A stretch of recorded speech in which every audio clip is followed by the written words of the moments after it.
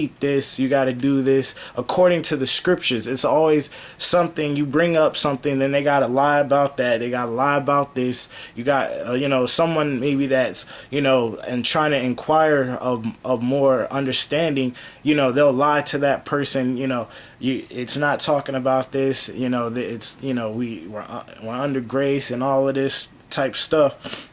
But I mean, that's what goes on. They have to have a set of rules in these churches. All right, but let me continue. And he retains the authority and the power to alter or destroy at will. So if man creates an organization, no matter what he calls it, then man controls it. If the Most High creates an organization, then he is the one who should control it. And that's a funny thing, because like, say if you see a Gentile having a church, like talking about the God, or this is the Church of Zion. Well, you Gentiles aren't the real people of the Most High. So you know what I'm saying. So you naming the church and things like that, and it has nothing to do with you. But let me continue. If a church is incorporated by the state, they are legally defined as a business, and they are doing business on the so-called Lord's Day, because that's all it is. It's a hustle. Every Sunday it's just a hustle. They're not really looking out for a Jew or Gentile. They're not really looking out for the people. As long as they're getting paid, which I'm gonna keep reading, that's all that matters, which is prohibited by the Most High. One of the evidence to show that they are truly a business, even if they are not incorporated, is that they want the money up front. In other words, they pass the plate before they even preach the word of the Most High. That's limited liability on their part. That's business. That's commercial activity. That's selling the word of the Most High. And even if they don't, they'll have because before I came into this knowledge, I've been to the church where the bishop or pastor is, his sermon, before even the collection plate is even passed, he'll have the sermon is really about, he'll be talking about, if the importance of giving or something like that. And he'll say, he'll make it out like, if you don't give money, you're not, that's how you get your blessings, by giving the money and all of this stuff. You know what I'm saying? So I mean, you guys could read the rest of it, or actually I'll read one more part. In other words, I have and this is the continuation. In other words, I have the money up front, and if you don't like what I have to say, too bad. Even if I don't preach the word of the Most High, too bad. It doesn't matter. I already got my money. Besides, you won't know any different, because I'm going to throw Jesus Christ in there now and then to make it sound good. And that goes and Negro, that's how they get them, just like the scriptures say. But a lot of you Negroes, Latinos, and Native Americans love deceits, love lies, just like Isaiah 30 says. You want that love anyway. So yeah, you like to pay your money and be a part of the gimmick. All right, but it'll look like the Pharisees looked. It'll tickle your ears. 2 Timothy 4:3-4. Okay, so I mean that's, let me get a scripture, 2 scriptures. But yeah, I mean that's plain and simple, that these churches are businesses, and I mean they're, like I said, they're set up with the 501c3 to teach whatever they need to teach, or they have to teach a certain agenda, so ultimately, it's just a business on Sunday, what I wanted to get, this is Acts 7. This is Acts 7:47.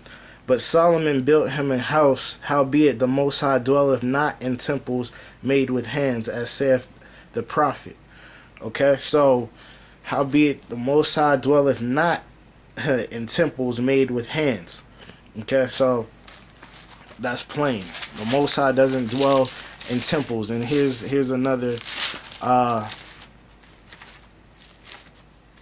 Here's another scripture. This is Jeremiah 7.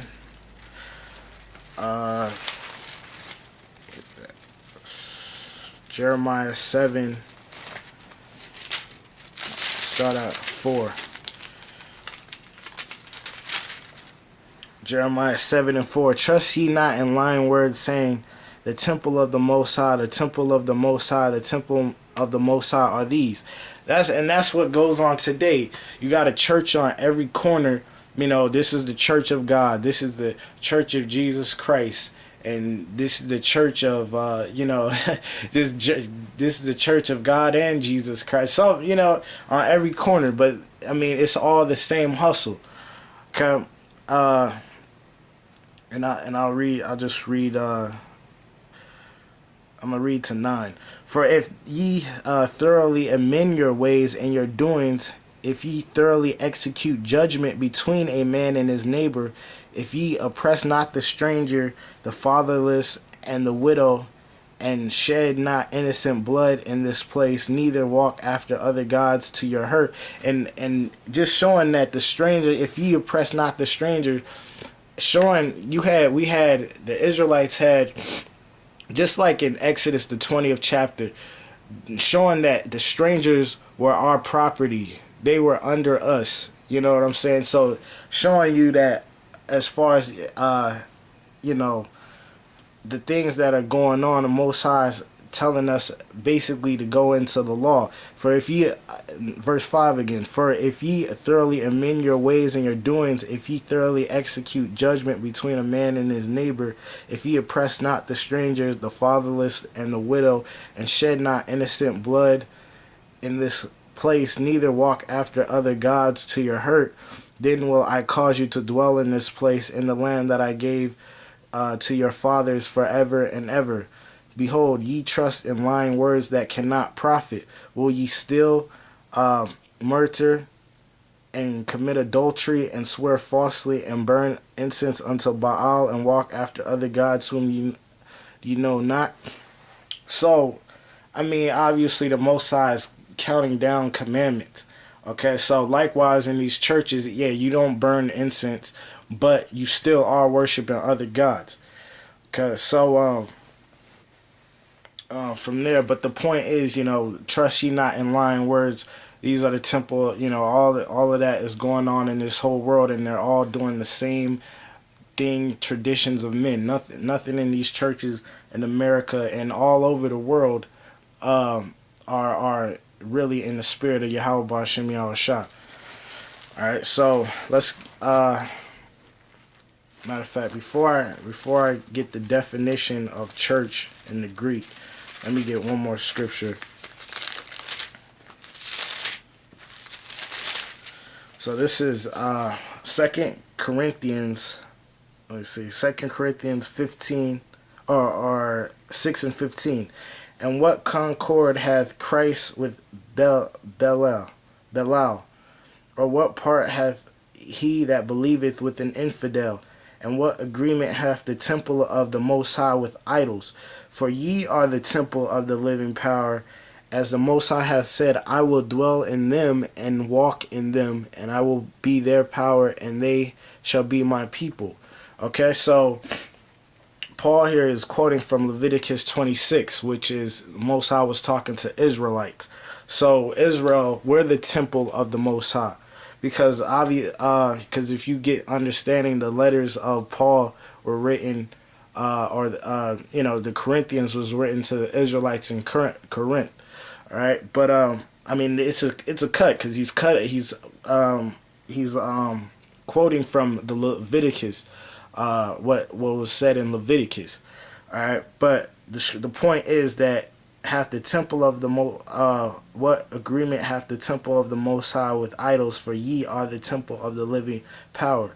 Okay, so this the whole point of the lesson, that Israel is that church. Okay, so let me go into this definition real quick in the Strongs, because I have the Strongs, but it didn't have every definition, so I just printed it off on the internet. Okay, so it's from the Strong's G 1577 S ecclesia, and when you put in the two root words, it's basically saying, called, to be called out, to be called out, because wherever, which I'm, it's all about the scriptures. I'm gonna bring out the scriptures, but just like we're called out, Negroes, Latinos, and Native Americans in this truth, to we call out to bring the fruit, like the most like the Lord said, it wasn't you that chose me, it was me that chose you to go out, and I'm not, I don't want to misquote it, but basically to bring in fruit, feed the flock and everything like that. So when you add those two from the root word, it's meaning to be called out. Okay, so let me read these definitions. A gathering of citizens called out from their homes into some public place, an assembly. Okay, so assembly also means congregation. So it doesn't necessarily mean come out to a building. It doesn't have to be a building. It can be, just a street. Like the Lord also said, which I'm gonna get that, or two or three are in my name, he dwells among them. It doesn't have to be in a church or a building for that matter. Okay, because at the end of the day, again, I was saying that they went in the synagogues at that time, and what were they doing in the synagogues? Reading the scriptures. You know what I'm saying? So that matter of fact, let me get in the Bible dictionary. Let me get congregation real quick, because that's the same. When you look those words up, assembly, congregation is pretty much the same thing. All right, so congregation, in the Bible dictionary, compact Bible dictionary, the Hebrew people viewed in their collective capacity as God's people, or as an assembly of the people summoned for a definite purpose. Okay, sometimes it refers to assembly of the whole people, sometimes to a part. Okay, so that's what the congregation is. And then when you look at the synagogue, if you look at synagogue and you look at synagogue in the blue letter, it also goes into it being of the Jews and everything like that. I should have got that, but this is the point. All right, so an assembly of people convened at the public place of the council for the purpose of deliberating. And just like the Lord, which again I'm gonna get that, but just some just keeps coming up. But like the Lord said, if you have a problem with someone, you go to the church. It's not meaning you go to a building, where you would have to go to the church, which were like the elders and stuff like that.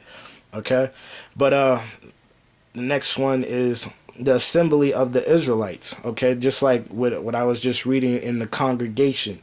Okay, let me drop down to let me drop down a little bit. All right, this is coming from in a